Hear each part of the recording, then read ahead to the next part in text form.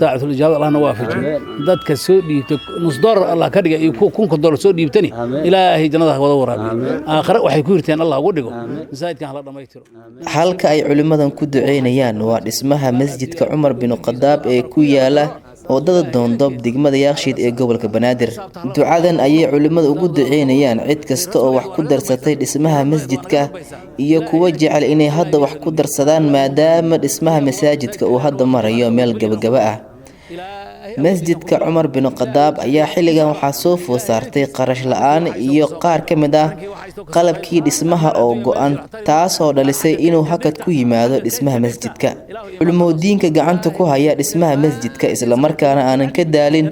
in bulshadooda ay la wadaagaan heerarka kala duwan ee uu marayo dhismaha ayaa booqday dhismaha masaajidka si ay bulshada Soomaaliyeed ee jecel inay sadaqada la baxaan ugu iftiimiyaan baahiyaha uu qabo masjidka Sheekh Axmed Macalin Xasan Axmed Wali oo kamid ah gudiga gacanta ku haya dhismaha masaajidka Umar bin Khadaab ayaa ugu horeen faahfaahin ka bixinaya baahiyaha xilligan ka jirta dhismaha masjidka saacada la joogo masjidka wuxuu u baahan yahay oo haday ay ka baxaan nimanka faryaamada ku jirto waxa loo baahan yahay bir runtii birta naloo diray waxay ahayd 160 kintaal ay ahayd waxaan maanta haysanaana waa 50 kintaal waxaan naga dhiman waa 110 kintaal oo bira lacagteedana waa lacag haday u badato 7,000 iyo wax yar oo dollar ah waxaan rabnaa on galabta intaanu culumaa ay ka duceynaysaa 7,000 oo dollar badeeca gaarayso oo baahida masjidka saacadan la joogo ay u taagantaa oo aan aad ugu baahanahay runtii birta waa shaqada koobaad oo hadda naloo diri doono waana naga maqan tahay lacagna gacanta kuma hayno marka waxaan rabnaa walaalaha meel kastay joogaan inay codsigeena ka soo jawaabaan oo ay noo gadaan birta insha Allah taala waxa kale oo masjidku u baahan yahay markii birta la helo waxa ay tahay jaay wuxuu u baahan yahay ciid wuxuu u baahan yahay shamiitada masjidka loo baahan karo waxana loo sheegay inay dhan tahay ilaa 1,200 oo kiisho shamiita saacadan la joogo waxaan rajeynayaa gacanteena inay ku jirto shamiita aan isleenahay ilaa 600 meelaas way gaareen waxa naga dhiman waa shamiita ku dhadhow 700 oo kiish waxaan rabnaa hal qof geli kara laba qof geli karta saddex qof geli karta in masjidka shamiitada laga caawiyo qofkii awood inay shamiitada naga caawido waxaan kale u baahanahay waxa ay tahay jaayga masjidka lagu shubi lahayd waxaan naloo diray waxay ahayd 23 loor oo jaaya maanta waxaan haysanaa waa 3 loor oo noo degan waxaan naga maqan waa 20 loor oo jaaya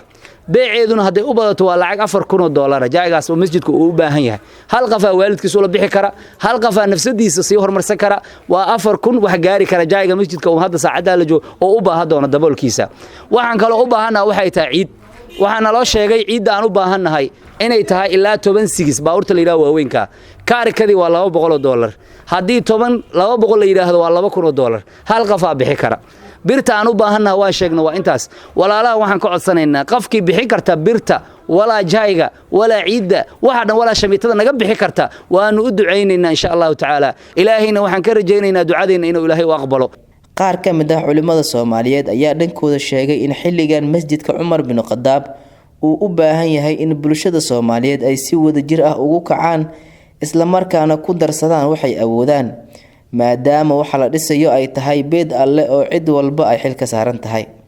midda dalka ee dibadda jirta waa inay noo soo gurmadaan masaajidkana loo gurmaa unku maaragta badaran cunno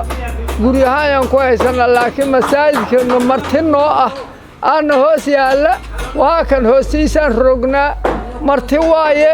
bulshada oo dhan oo maaragta jinna u yahay loo sameeyay hana ka raali ahaado aabbayaalo hooyayaalo gabdhahaygi waydan baryaynaa dalka jiraan dibadda ha jiraan hadda waxay joogtaa gabadhaasay joogtaa waa kaas la taagay marka waxaan rabnaa dadka muxsiniinta ah oo muslimiinta masaajidkan inay mar la arkaba maaragtay niyada ay ku soo hayaan ay soo maaragtay taageeraan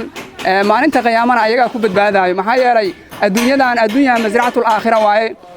adduunyadan waxa waaye aakhira beerteeda adduunyadan ayada waxa waaye daarul amal waaye ee daarul jazaa ma ahan maxaa yeelay amalka la sameeynayo kaliya lagu gutaa maahan xagga jazaaha iyo abaalgudka iyo qiyaamo ayaa macnaha la isku abaalgudayaa marka wax allaala wixii adduunyada aad ku samaysato qiyaamo waa ka horeynayaan maxaa yeelay adduunyadan hadaad sadaqa ku baxsato hadaad ku cibaadeysato wax kasto wanaago adduunyada aad ku samaysato aakhira ayaa diraysaa ilaahay wuxuu leeyahay faman ya'mal mithqala dharratin khayran yarah ومن يعمل مثقال ذرة شرا يره. إخوة الكرام الدنيا أركز ودارة بدن هذيك تكتو وهو إلهي سبحانه وتعالى maarta waa inoo qolo xisaabtamaa qiyaamo maalinteeda maarta waa in min ayna tadhabuna lagu leeyahay dhistaan saan u dheer halkee baa u aadaysay laakiin maarta waa in dhis kastaba arada korkeeda la yeelo wabaalun calaa saaxibihi ila almasaajid masaajidda laakiin mana kuma jiraan masaajidka waxyaabaha lagu faara kamid yihiin qiyaamo maalinteeda siraadka waxyaabaha aad u gudbaysa kamid yihiin ikhwatul kiraam marka waxaa loo baahan yahay muslimiinta maqal iyo muuqaal kullu maarta waa inay wada arkayaan masaajidka maarta gabagaba waaye qof kasta jaabkeeda wax alla wixii maarta iyu ha furto waxa waaye qoftii maanta saacada nool saacada dam inay gaarayso ilaahay baa subxaanahu wa tacaala ku cilmi leh marka meel fiican wax gashato meel fiican wax la gashtan waa masaajidda u habboon sadaqa jaariya ku yihiin marka qof ilaala qoftii islaana waxaan ka codsaynaa masaajidku waad u jeedaan waa bir alwaaxa lagu wadaa alwaaxuna wax lagu daboolo rabaa wixii lagu dabooli lahayna waa bir iyo shamiido waxaan idinka codsaynaa oon haddana dhowr joogna idinka codsan inaad noo dabooshiin noo dhammaystirtiin waxaa jira hal qof ama laba qofood oo dhammaystiri kara ilaahay hadduu ka soo qaado ilaahayna idinka soo qaado ilaahayna noo soo qaada aninka idinkana alla idinka soo qaadaya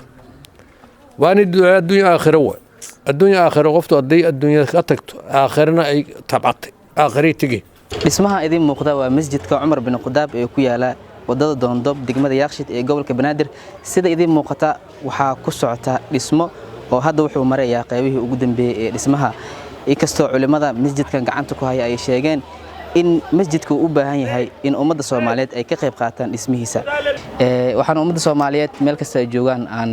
markaasi ka codsanaynaa ama aan ka dalbanaynaa inay qayb ka noqdaan dadka masjidkan dhismihiisa ka qayb qaata maadaama ay tahay sadaqa jaariya ah oo qofka uu si hormarsaday Umar Buule Sal Cable TV Muqdisho